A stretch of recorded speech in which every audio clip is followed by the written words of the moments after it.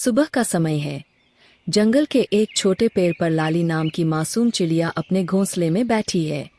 उसका घोंसला सुंदर और आरामदायक है, जिसमें उसने बड़े प्यार से तिनका तिनका जोड़कर अपना घर बनाया है।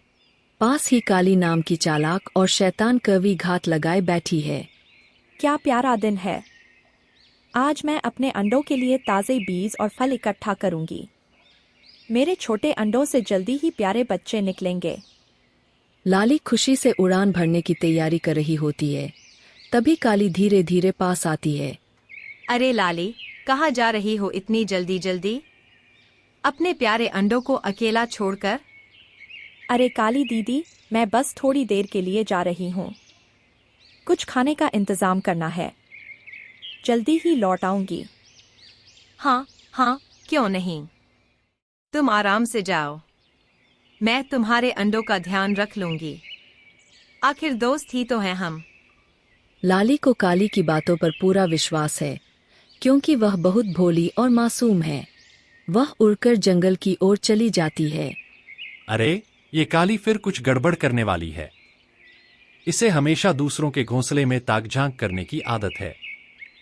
काली अब घोंसले की तरफ देखती है। उसकी आंखों में शरारत की चमक है। अब देखो, इन अंडों का क्या हाल बनाती हूँ। लाली तो बहुत भोली है, उसे कुछ समझ नहीं आएगा। इतने में नैना वहां आ जाती है, जो लाली की अच्छी दोस्त है। अरे काली, तू यहाँ क्या कर रही है? लाली कहाँ है? लाली ने मुझे कहा है कि मैं उसके अंडों का ध्यान रखूं।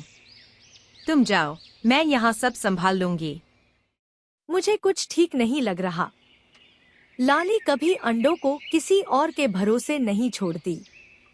नैना को शक होता है और वह पेड़ की ऊंची शाखा पर बैठकर नजर रखती है। तभी लाली वापस लौटती है। उसकी चोंच में ताजे बीज है। मैं वापस आ गई। देखो, मैंने कितना सारा खाना इकट्ठा किया है। लाली, संभल कर। काली तुम्हारे अंडों पर नजर रख रही थी। सच? पर काली तो मेरी मदद करने आई थी, वो क्यों ऐसा करेगी? काली चालाक है, वो सिर्फ अपने मतलब के लिए तुम्हें बहकाती है। तुम बहुत भोली हो लाली, हमेशा सब पर भरोसा मत किया करो। लाली यह सुनकर थोड़ी दुखी हो जाती है, लेकिन समझ जाती है कि उसे सतर्क रहना होगा। पर अगर काली सच में मेरे अंडों को नुकसान पहुंचाने आई थी, तो अब मैं क्या करूं? मैं अकेले इन अंडों की पूरी तरह से सुरक्षा कैसे कर पाऊंगी? लाली, चिंता मत कर, हम सब तेरे साथ हैं। मैं और हमारे दूसरे दोस्त तुझे कभी अकेला नहीं छोड़ेंगे। हम मिलकर काली की चालाकी को नाकाम करेंगे। नैना की बात सुनकर लाली को थोड़ा हौसला मिलता है। तभी पास के पेड़ पर बैठा कबूतर मोटू उड़कर आता है। अरे लाली, अगर काली से डर रही हो तो घबराओ मत। मैं तुम्हारे घोंसले की पहरेदारी करूंगा। काली की चालाकी को मैं अच्छे से जानता हूं। लाली को अब समझ आता है कि दोस्तों के साथ मिलकर वो काली की हर चाल का सामना कर सकती है। धन्यवाद नैना और मोटू, मैं अब अकेली नहीं हूँ। अब हम मिलकर काली से लड़ेंगे। इसी बीच काली घोंसले के पास आकर फिर से झांकती है, लेकिन इस बार उसे लाली अकेली नहीं मिलती। लाली के साथ नैना और मोटू भी वहां मौजूद होते हैं।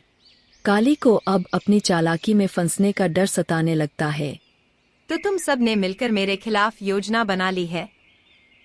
काली, हम दोस्त हैं। हम एक दूसरे का साथ हमेशा देंगे।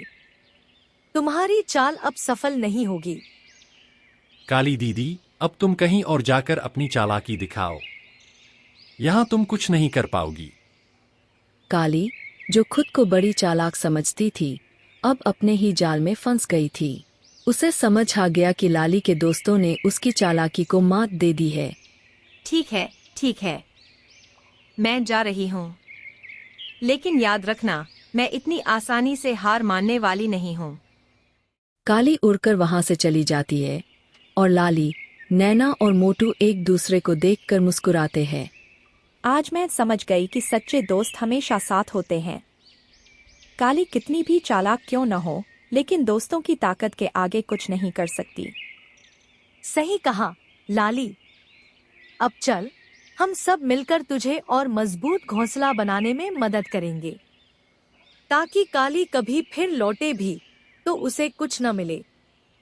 और इस बार पहरेदारी मेरी होगी। काली को दूर से ही देख लूंगा।